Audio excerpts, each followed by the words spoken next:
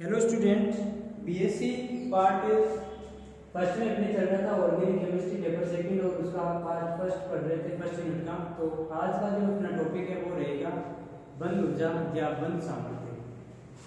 बंद ऊर्जा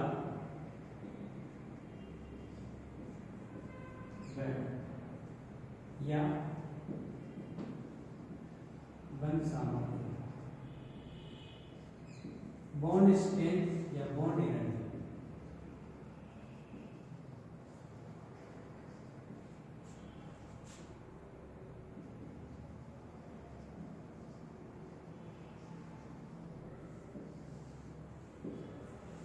तो जो बंद ऊर्जा है वो क्या होती है कि जैसे मान लो कि कोई भी सहसंयोजक बंध का निर्माण होता है तो ऊर्जा का क्या होता है, उत्सर्जन होता है। अर्थात यूं कर सकते हैं कि सहसंयोजक बंध निर्माण में मुक्त ऊर्जा ये क्या कहलाती है, बंद ऊर्जा कहलाती है। यदि इतनी मात्रा में ऊर्जा उपलब्ध करा दी जाए तो बंध टूटकर दो उदासीन मूलक बना लेता है। तो एक सहसंयोजक बंध को तोड़कर दो उदासीन मूलकों के बनाने के लिए जितनी ऊर्जा की आवश्यकता होती है वह क्या कहलाती है, इसकी बंद ऊर्जा कहलाती है। यानी कि जब सहसंयोजक बंधों का निर्माण होता है, जब सहसंयोजक बंधों का निर्माण होता है, यानी कि जब सहसंयोजक बंधों का निर्माण होता है तो ऊर्जा क्या होती है, उत्सर्जित होती है। तो ऊर्जा बाहर निकलती है या ऊर्जा क्या होती है, उत्सर्जित होती है। जब ऊर्जा बाहर निकलती है अर्थात सहसंयोजक बंध निर्माण में ऊर्जा मुक्त होती है। अर्थात सहसंयोजक बंध निर्माण में ऊर्जा मुक्त होती है। तो सहसंयोजक जो बंध है निर्माण में ऊर्जा क्या होती है, मुक्त होती है। तब सहसंयोजक ऊर्जा में क्या, सहसंयोजक बंध निर्माण में क्या ऊर्जा मुक्त होती है। और जब ऊर्जा मुक्त होती है, यदि इतनी मात्रा में ऊर्जा उपलब्ध करा दी जाए, यदि इतनी मात्रा में ऊर्जा उपलब्ध करा दी जाए तो यानी कि जो जितनी आपने एनर्जी उसको दी है उसी मतलब कि उसको तोड़ने के लिए इतनी मात्रा में ऊर्जा उपलब्ध करा दी जाए तो बंध टूटकर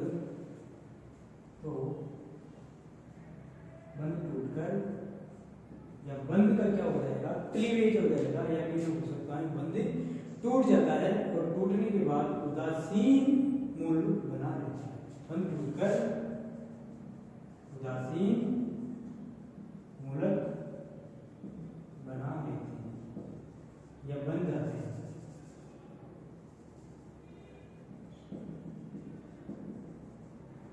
अर्थात यानी कि कह सकते हैं कि जब इतनी मात्रा में ऊर्जा मुक्त होती है या यदि इतनी मात्रा में ऊर्जा उपलब्ध करा दी जाए तो बंध टूटकर सहसंयोजक बंध बनने के बाद बंध टूटकर मुक्त मूलक बन जाते हैं। मुक्त मूलक बन जाएंगे यानी कहने का मतलब क्या, एक सहसंयोजी बंध को तोड़कर दो उदासीन, एक सहसंयोजी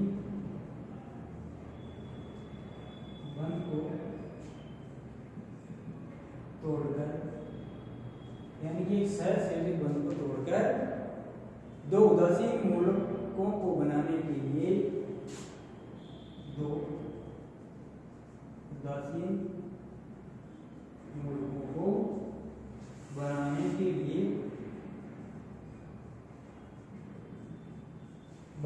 लिए जितनी ऊर्जा की आवश्यकता होती है, जितनी ऊर्जा की आवश्यकता होती है बंध ऊर्जा कहलाती है। बंध ऊर्जा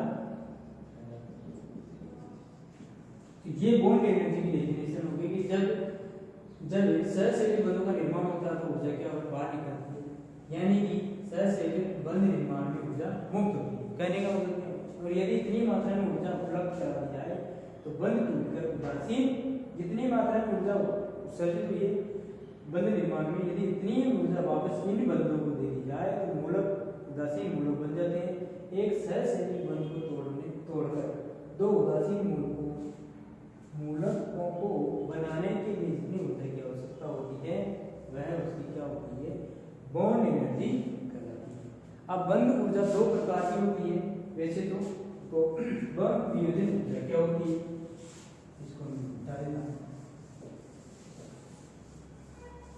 बॉन्ड डिसोसिएशन एनर्जी, ये टू टाइप से पढ़ते हैं इनको, बॉन्ड सामर्थ्य है इसको, बंध वियोजन ऊर्जा, इसको इंग्लिश में लिखते हैं बॉन्ड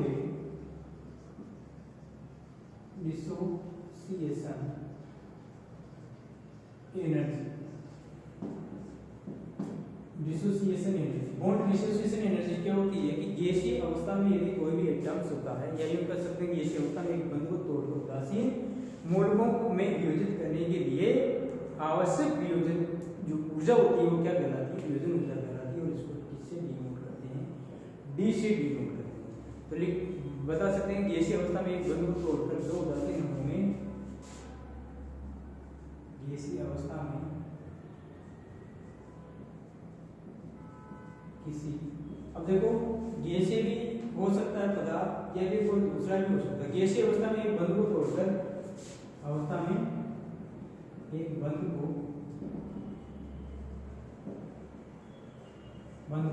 पूर्ण रूप से क्या है आपको तोड़कर दो उदासीन मूलकों में, दो उदासीन मूलकों में दो उदासीन मूलकों को वियोजित करने के लिए यानी कि क्या है अवस्था में तोड़कर दो उदासीन मूलकों को वियोजित करने के लिए,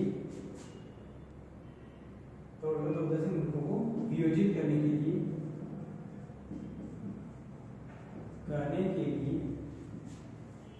आवश्यक ऊर्जा बंध वियोजन ऊर्जा कहलाती है। बंध वियोजन ऊर्जा। तो बॉन्ड डिसोसिएशन ऊर्जा क्या होती है? जैसे मान लो एक एग्जांपल लेता हूं वाटर, ये क्या है? गैसीय अवस्था में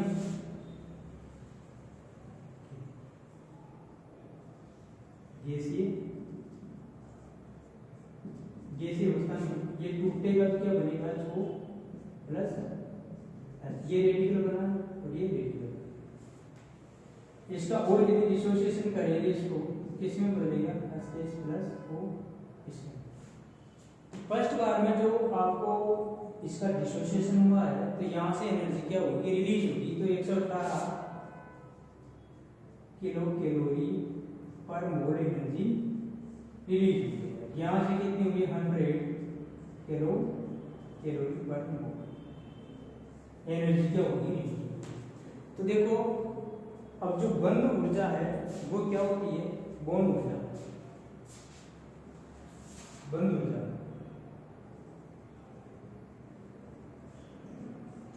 इसको मैं इसे लिख देता हूं आगे। ये तो 118 किलो कैलोरी पर मोल, आगे इसको H को तोड़ेंगे तो ये बदलेगा H रेडिकल हो, इसमें 100 किलो कैलोरी पर मोल एनर्जी रिलीज हुई। तो बंध ऊर्जा क्या होती है? Bond energy. किसी अणु के विभिन्न अणु बंधों की जो वियोजन ऊर्जा है उसकी औसत बंध ऊर्जा कहलाती है। यानी कह सकते हैं किसी अणु के विभिन्न बंधों की वियोजन ऊर्जा,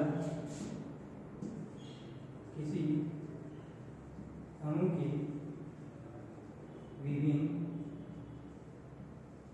बंधों की ऊर्जा, किसी अणु के विभिन्न बंधों की वियोजन ऊर्जा, बंधों की वियोजन ऊर्जा, बंधों की वियोजन ऊर्जाओं का औसत ऊर्जा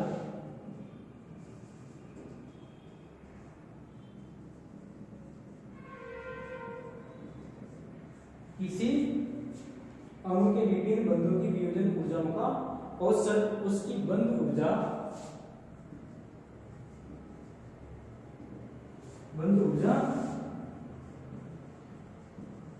कहलाती है। तो बॉन्ड एनर्जी क्या होती है? किसी की बंधों की जो वियोजन एनर्जी है उसकी औसत एनर्जी उसकी बॉन्ड एनर्जी कहलाती है। जैसे मान लो वाटर के अंदर अपने लिया था वाटर H2O के अंदर, H2O को मैंने गैसीय स्टेट में लाकर तोड़ा था तो 118 प्लस 100 कितनी होगी? 200। इसकी औसत एनर्जी कितनी होगी? 109 किलो कैलोरी पर मोल। ये इसकी बॉन्ड एनर्जी होगी। इसकी बॉन्ड की एनर्जी कितनी हुई? औसत ऊर्जा कितनी हुई इसकी? 109 किलो कैलोरी पर मोल। अब देखो कि जो द्विपरमाणु अणु है वो द्विपरमाणु अणु के अंदर वियोजन ऊर्जा और बंध ऊर्जा का मान एक ही होता है। द्विपरमाणु में वियोजन ऊर्जा व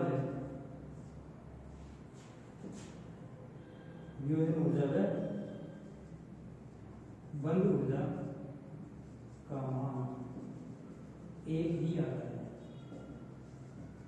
अर्थात desorption energy is equal to bond energy की क्या हो जाएगी? बंध ऊर्जा का मान क्या आता है? एक आता है। क्यों? ऐसा क्यों होता है? क्योंकि जो परमाणु जो होते हैं वो परमाणु ऊर्जा उसकी वियोजन ऊर्जा और बंध ऊर्जा का मान क्या होता है? एक होता है। इसीलिए इसका रिलेशन क्या हो जाएगा? T equal to.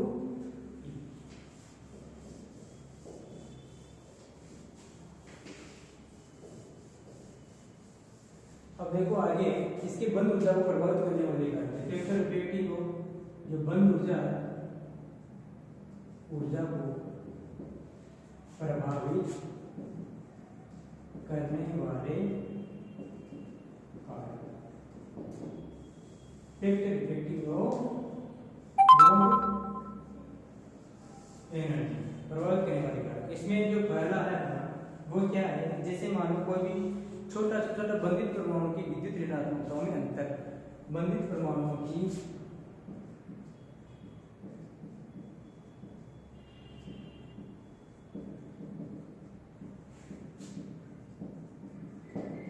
विद्युत ऋणता में इलेक्ट्रोनेगेटिविटी में क्या है? यदि बंधित परमाणुओं की इलेक्ट्रोनेगेटिविटी में अंतर है तो बढ़ने में बंध ऊर्जा और अणु का स्थायित्व क्या होता है? बढ़ जाता है। तो बंधित परमाणुओं की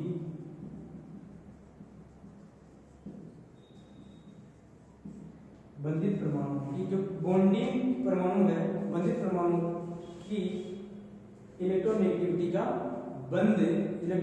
का मान बढ़ने पर En बढ़ने पर क्या हो जाएगा? उसकी बॉन्डिंग ऊर्जा और स्थायित्व बढ़ जाता है। बॉन्ड एनर्जी व स्थायित्व बढ़ता है। अब जैसे मान लो ये वाला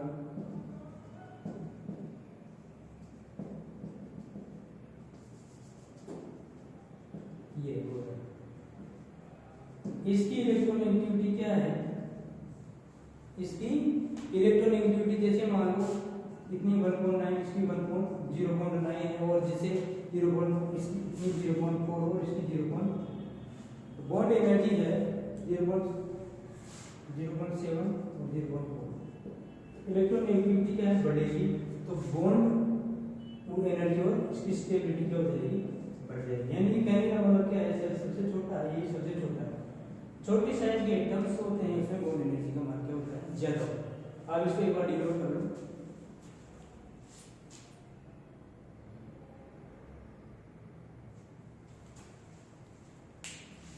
हो गया?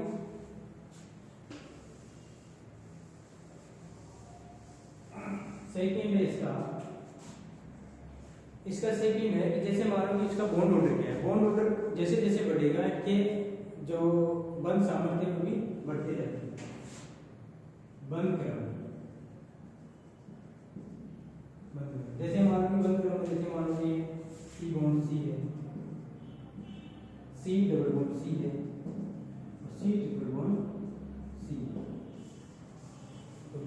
किसमें ज्यादा है कि बंद, ये तो हो गया बंद, एक बंद इसमें, दो बंद इसमें। तो जैसे जैसे बॉन्ड क्रम बढ़ता जाएगा उसकी एनर्जी भी क्या हो जाएगी, बॉन्ड एनर्जी भी, बॉन्ड एनर्जी भी क्या हो जाएगी, इंक्रीज हो जाएगी। जैसे मान लो कि इसकी बॉन्ड एनर्जी 346.5 किलो कैलोरी पर मोल। कार्बन सिंगल बॉन्ड कार्बन की बॉन्ड एनर्जी कितनी है, 346.6 किलो कैलोरी पर मोल है। इसकी कितनी हो जाएगी, इसकी 602, इसकी कितनी हो जाएगी, जो क्या है ये एसिटिलीन है, इसकी एसिटिलीन की कितनी होती है 835 किलो कैलोरी। ज्यादा स्टेबिलिटी हो जाएगी, बल सामर्थ्य बढ़ने के साथ साथ इसकी बॉन्ड क्रम जो होता है वो भी बढ़ता है, बॉन्ड क्रम बढ़ने के साथ साथ बॉन्ड एनर्जी क्या हो जाती है, इंक्रीज हो जाती है।